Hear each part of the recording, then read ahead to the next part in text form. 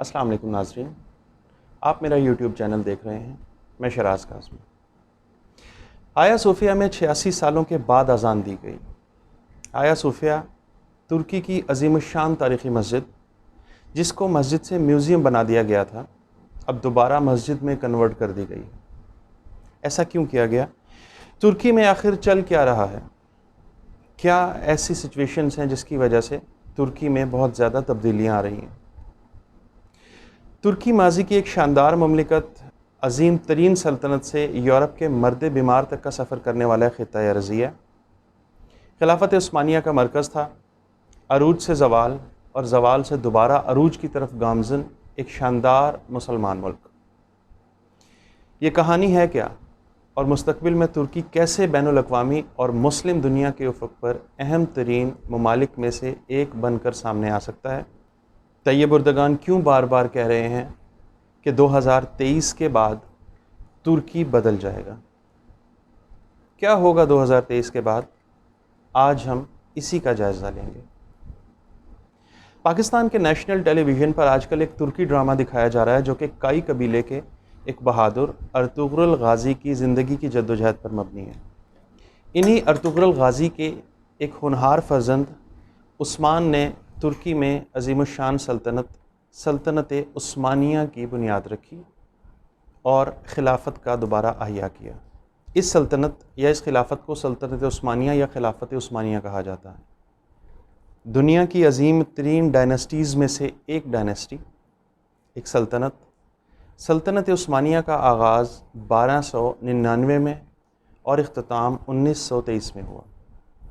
اس طرح دنیا کے 3 براعظموں پر حکومت کرنے والے اس خاندان نے 624 سال تک حکومت کی۔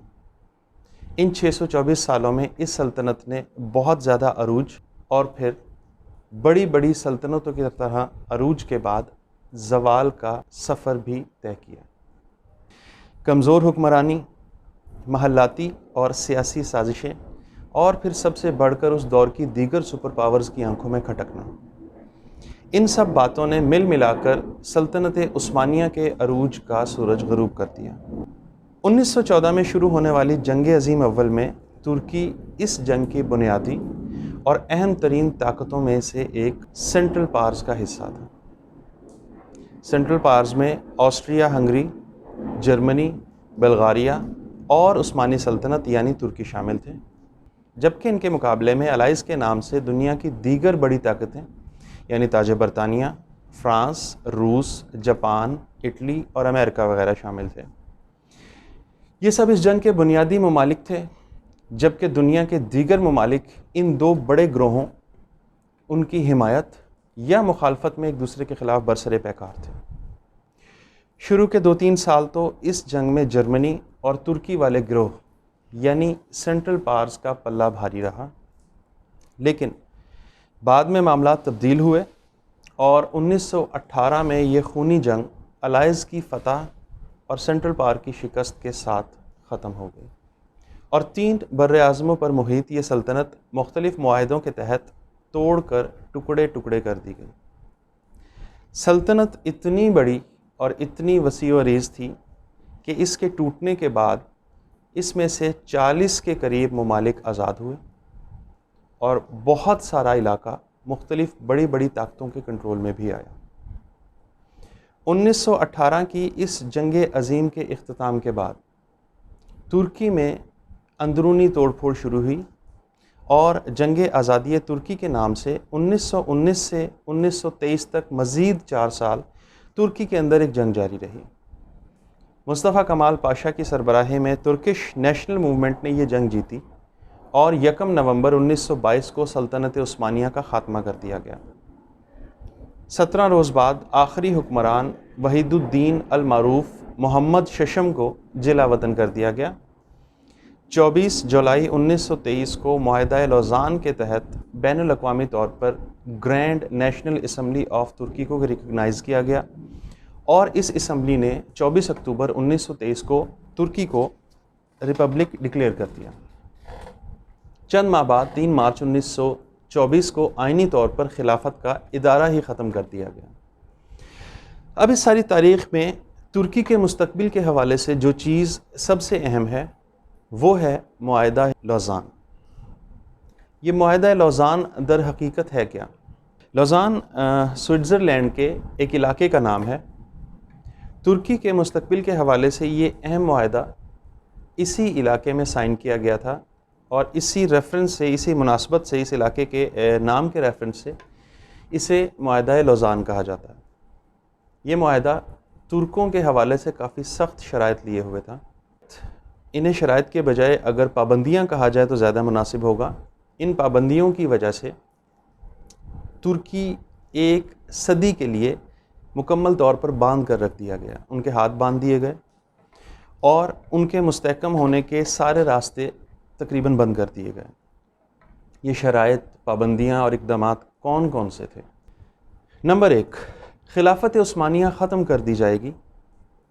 عثمانی خاندان کے تمام اثاثے ضبط کر لیے گئے، علاقے جنگ جیتنے والے اتحادیوں میں تقسیم کر دیے گئے اور عثمانی خاندان کے کچھ لوگوں کو قتل کر دیا گیا، کچھ لاپتہ ہو گئے اور باقی بچنے والوں کو ترکی سے جلا وطن کر دیا گیا۔ نمبر 2، ترکی کو ایک سیکولر ریاست بنا دیا گیا، یہاں تک کہ ترکی کے اندر عربی زبان میں اذان دینے پر بھی پابندی لگا دی گئی۔ نمبر 3، خلافت کو آئینی طور پہ مکمل ختم کر دیا گیا۔ نمبر 4، ترکی میں اپنے ملک کے اندر سے معدنیات نکالنے پر پابندی لگا دی گئی، خاص طور پر ترکی پیٹرول کے لیے اپنے ملک کے اندر یا اپنے ملک سے باہر کہیں بھی ڈرلنگ نہیں کر سکتا۔ ترکی کو ہمیشہ پیٹرول امپورٹ کرنا پڑے گا اور اس پہ مکمل طور پہ اس کا انحصار عرب ممالک پر تھا۔ نمبر 5، آبنائے باسفورس جو کہ ترکی کے حوالے سے بہت اہم بندرگاہ ہے اور دنیا کی اہم ترین سمندری تجارتی گزرگاہ ہے، اس کو انٹرنیشنل واٹر ڈکلیئر کر دیا گیا، یعنی ترکی وہاں سے گزرنے والے کسی جہاز سے کسی قسم کا کوئی ٹیکس وصول نہیں کر سکتا۔ آبنائے باسفورس استنبول کے اندر سے گزرتا ہے اور استنبول کو 2 حصوں میں تقسیم کرتا ہے۔ یہ آبنائے باسفورس شمالی طرف سے بحیرہ اسود یعنی بلیک سی اور جنوبی طرف سے بحیرہ روم یعنی میڈیٹرینین سی کو آپس میں ملاتا ہے۔ روس کے علاوہ یورپ کے بہت سارے ممالک، اس کے علاوہ مشرق وسطیٰ کے ممالک کو بھی بین الاقوامی تجارت کا راستہ فراہم کرتا ہے، اور اہمیت کے حوالے سے یہ کسی بھی طریقے سے نہر سویز سے کم نہیں ہے۔ چنانچہ تجارتی حوالے سے یہ راستہ ترکی کے لیے بہت زیادہ قیمتی تھا، لیکن اس معاہدہ لوزان کے تحت ترکی کے ہاتھ مکمل طور پر باندھ دیے گئے۔ یہ معاہدہ لوزان 1 صدی کے لیے تھا، یعنی اس کی شرائط 100 سال مدت کے لیے نافذ العمل رہنا تھی، اور 100 سال کے بعد ترکی اس معاہدے سے آزاد ہو جائے گا۔ چنانچہ یہ 100 سال 2023 میں مکمل ہو رہے ہیں، اور 2023 میں ترکی ان شرائط سے آزاد ہو جائے گا۔ آزاد ترکی دنیا میں کہاں کھڑا ہوگا؟ اس معاہدے کے خاتمے کے بعد ترکی کی آزادی دنیا کے سیاسی افق پر کیا تبدیلی لا سکتی ہے؟ کیا گلوبل پیراڈائم میں کوئی تبدیلی واقع ہوگی؟ اگر ہاں تو ترکی کا اس میں کیا کردار ہوگا؟ پاکستان کہاں کھڑا ہوگا؟ کیا ترکی کی حمایت میں یا ترکی کی مخالفت میں؟ یہ ہیں اصل سوال۔ یہاں پر ایک بات ضمناً عرض کرتا چلوں کہ جس وقت ترکی میں خلافت ختم کی جا رہی تھی تو اس وقت مختلف مسلم علاقوں کے لوگ ترکی کی حمایت میں آواز اٹھانے کے بجائے خاموش تھے۔ اس خاموشی کی ایک بہت بڑی وجہ یہ تھی کہ مختلف مسلم علاقوں میں بڑے بڑے مسلم حکمران خاندانوں کو مکمل طور پر آزادی اور بادشاہت مل رہی تھی، اس لیے انہوں نے ترکی کی حمایت نہ کر کے اپنی حکومت کے لیے راستے صاف کرنے کی کوشش کی، اور ترکی کی حمایت کرنے کے مقابلے میں خاموش رہنا زیادہ بہتر سمجھا۔ اگر ترکی کی خلافت عثمانیہ کی حمایت میں کہیں پر بلند آواز اٹھائی گئی تو وہ سب کانٹیننٹ یعنی بر صغیر تھا، جہاں پہ تحریک خلافت کے نام سے ایک مکمل تحریک چلائی گئی، اور تاج برطانیہ پر پریشر بلڈ کر کے زوردار انداز میں اس تحریک کو اٹھایا گیا۔ گرفتاریاں ہوئیں اور بہت سارے لوگ ترکی کی حمایت میں سامنے آئے۔ اگرچہ اس کا فائدہ کوئی نہیں ہوا اور ترکی کی خلافت کو بہرحال ختم ہونا پڑا، لیکن پھر بھی ترک قوم بر صغیر کے مسلمانوں کی اس کاوش کو، اس ایفرٹ کو بہت قدر کی نگاہ سے دیکھتی ہے، اور ترکی کے لوگ اس خطے کے لوگوں سے خصوصی محبت اور لگاؤ رکھتے ہیں۔ خیر، واپس آتے ہیں اپنے اصل ٹاپک کی طرف کہ معاہدہ لوزان کے 2023 میں ختم ہونے کے بعد ترکی کے اقدامات کیا ہوں گے اور ترکی اس بارے میں کیا قدم اٹھا سکتا ہے، دنیا کے اندر کیا تبدیلی آ سکتی ہے۔ سب سے پہلے تو ترکی اپنے ملک کے تیل کے ذخائر میں ڈرلنگ سٹارٹ کرے گا، اور اس طریقے سے نہ صرف وہ اپنے ملک کی آمدنی کا ایک بہت بڑا حصہ تیل کی امپورٹ کی مد میں دیگر عرب ممالک کو دینے سے بچ جائے گا، بلکہ اس حوالے سے اس کا دیگر عرب ممالک پہ سے انحصار بھی ختم ہو جائے گا۔ ڈپینڈنسی ختم ہوگی تو ترکی اکنومیکلی زیادہ سٹرونگ ہو جائے گا اور خود انحصاریت کی طرف گامزن ہو جائے گا۔ دوسرے نمبر پہ جو کام ترکی کرے گا وہ ہے آبنائے باسفورس پر ٹیکس لگانا۔ آبنائے باسفورس پر سے ہزاروں جہاز سالانہ گزرتے ہیں، ترکی ان پہ ٹیکس لگائے گا، اور یورپ سے اور دیگر مشرق وسطیٰ کے ممالک سے، اور روس جس کی تجارت کا 60 سے 70% حصہ اسی راستے پر انحصار کرتا ہے، ان پہ وہ ٹیکسز لگائے گا، اور اس علاقے سے گزرنے والے ہر جہاز پر لگنے والا ٹیکس ترکی کی آمدنی میں ایک بہت بڑا اضافہ کرے گا۔ ترکی کی معیشت مزید بہتری کی طرف جائے گی۔ اس سے اگلا جو کام ترکی کرے گا وہ ہے استنبول کینال کا منصوبہ۔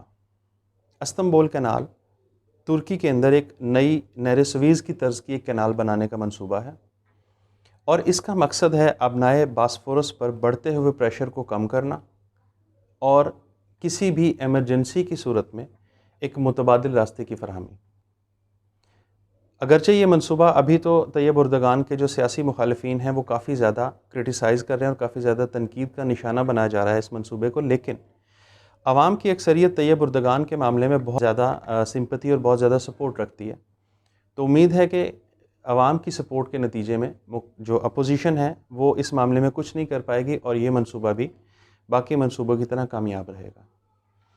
چوتھی اور ایک اور بہت اہم چیز جو سامنے آئے گی وہ ہے طیب اردگان کا مسلم دنیا کے ممالک کے لیے کردار۔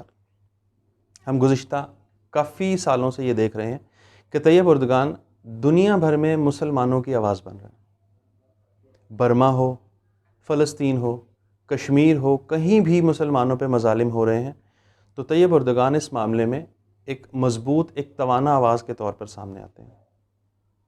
بہت سارے مسلم ممالک ان مسلمان ممالک کے معاملات پر مجرمانہ خاموشی اختیار کیے رہتے ہیں، لیکن اردگان ان معاملات پر انٹرنیشنل فورمز پر کھل کر بولتے ہیں، آواز اٹھاتے ہیں، اور سو کالڈ ہیومن ایکٹیوسٹس کے منافقانہ رویوں کو کھل کر تنقید کا نشانہ بناتے ہیں۔ یعنی وہ مسلم دنیا میں سب سے نمایاں لیڈر کے طور پر ابھرنے کی بھرپور کوشش کر رہے ہیں۔ یہ کوششیں کافی حد تک کامیاب بھی ہوتی جا رہی ہیں۔ مسلم دنیا میں طیب اردگان کو عزت کی نگاہ سے دیکھا جا رہا ہے، اور غیر مسلم دنیا میں طیب اردگان کو ایک پریشانی کے طور پہ دیکھا جا رہا ہے۔ ماضی قریب میں ہی امریکہ کے اشارے پہ طیب اردگان کی حکومت کو گرانے کے لیے ایک منصوبہ بنایا گیا جس میں ایک فوجی بغاوت لانچ کی گئی تھی۔ اس فوجی بغاوت کو ترک عوام نے ناکام بنایا، اور عوام فوجی ٹینکوں کے سامنے لیٹ گئے تھے۔ اس سے ظاہر ہوتا ہے کہ امریکہ، اسرائیل اور اس کے حواری طیب اردگان کی بڑھتی ہوئی طاقت سے اور مقبولیت سے کس قدر پریشان اور خائف ہیں۔ پانچواں اہم نقطہ ترکی کی مستقبل کی خارجہ پالیسی ہے۔ ترکی یہ بات بہت اچھے طریقے سے جانتا ہے کہ مسلم دنیا کے لیڈر کے طور پہ اسے مستقبل میں کن کن ممالک کے ساتھ اچھے تعلقات استوار کرنے کی ضرورت ہے۔ چنانچہ اس پر وہ بہت پہلے سے ہی کام شروع کر چکا ہے۔ ترکی اب چین کے ساتھ تعلقات بہتر کر رہا ہے، کیونکہ مستقبل میں چین دنیا کی سپر پاور کا مضبوط ترین امیدوار ہے۔ مسلم دنیا کی واحد ایٹمی طاقت پاکستان کے ساتھ پہلے ہی ترکی کے بہت اچھے اور بہت مضبوط برادرانہ تعلقات قائم ہیں۔ اکثر دونوں ممالک کے سربراہان ایک دوسرے کے ممالک کے دورے کرتے رہتے ہیں۔ عمران خان اور طیب اردگان دونوں ہی مسلمانوں کے حقوق کے حوالے سے اور ان پر ہونے والے مظالم کے حوالے سے دنیا میں آواز بلند کرنے میں دیر بالکل نہیں لگاتے۔ ایران کے ساتھ بھی ترکی کے تعلقات بہتر ہوتے جا رہے ہیں، کیونکہ ایران بھی امریکی چودراہٹ کا ایک بہت بڑا ناقد ہے، اور ساتھ ساتھ جوہری ہتھیاروں کے حوالے سے بھی مستقبل میں ایک اہم ترین ملک بنتا جا رہا ہے۔ اس کے علاوہ ملائیشیا، انڈونیشیا وغیرہ بھی ترکی کے ساتھ اچھے تعلقات استوار کر رہے ہیں۔ پاکستان، ترکی اور ملائیشیا مل کر بین الاقوامی لیول کا ایک نیوز چینل بھی لانچ کرنے کا پلان کر رہے ہیں، کیونکہ مسلم دنیا کے خلاف مغربی پروپیگنڈے کا بھرپور جواب انہی کے انداز میں دینے کے لیے مغربی طرز کا ایک مضبوط میڈیا چینل ہونا بہت ضروری ہے۔ ترکی کو مسلم دنیا کی اس قدر سپورٹ کی ضرورت کیا ہے آخر؟ ایسا اس لیے ہے کہ دنیا میں نئی صف بندیاں ہونے جا رہی ہیں، اور ان میں ترکی کو اب مسلم دنیا میں سپورٹ کی ضرورت اس لیے بھی ہے کہ وہ حجاز مقدس کی وہ میزبانی جو 1923 میں خلافت کے ختم ہونے سے ان سے چھن گئی تھی اور چھیننے کے بعد آل سعود کے حوالے کر دی گئی تھی، اس کو دوبارہ حاصل کر سکے۔ ظاہر ہے یہ کام آسان نہیں ہے۔ سعودی حکمران خاندان بھی دنیا میں بہت زیادہ اثر و رسوخ اور انفلوئنس رکھتا ہے، اور بہت سارے عرب ممالک بھی سعودی عربیہ کے ساتھ کھڑے ہیں۔ ساتھ ساتھ سعودی عربیہ کو امریکی پشت پناہی بھی حاصل ہے، اس لیے یہ معاملہ ووٹنگ کے اوپر جا سکتا ہے۔ ووٹنگ کا مطلب حقیقت میں الیکشن یا ریفرنڈم نہیں، بلکہ مضبوط گروپنگ اور مضبوط لابنگ ہے، اور ایسے میں دنیا کے بڑے اور طاقتور ممالک جس گروپ میں موجود ہوں گے وہی گروپ مضبوط کنسیڈر ہوگا۔ اس سلسلے میں غیر عرب مسلم ممالک، مشرق وسطیٰ کے مسلم ممالک اور بھارت بھی اہم کردار ادا کر سکتا ہے، کیونکہ بھارت میں بھی مسلمانوں کی ایک بہت بڑی تعداد موجود ہے۔ دوسری طرف عرب ممالک کا ووٹ سعودیہ کے ساتھ ہوگا، لیکن وہ عرب ممالک جن کا سعودیہ کے ساتھ اچھا تعلق نہیں ہے وہ ترکی کے کیمپ میں جا سکتے ہیں۔ اس کے علاوہ سعودیہ کو امریکہ اور اس کے حلیفوں کی یعنی مغرب کی مکمل سپورٹ بھی حاصل ہے۔ لیکن یہ بات بالکل نہیں بھولنی چاہیے کہ امریکہ کی پشت پناہی اور سپورٹ کبھی بھی اپنے مفادات کے بغیر نہیں ہوتی، اور سعودیہ میں امریکی مفاد تیل کے ذخائر ہیں، لیکن انٹرنیشنل مارکیٹ میں تیل کے حالات ڈاؤن ہونے کی صورت میں امریکہ کی سعودیہ میں دلچسپی کم ہو سکتی ہے۔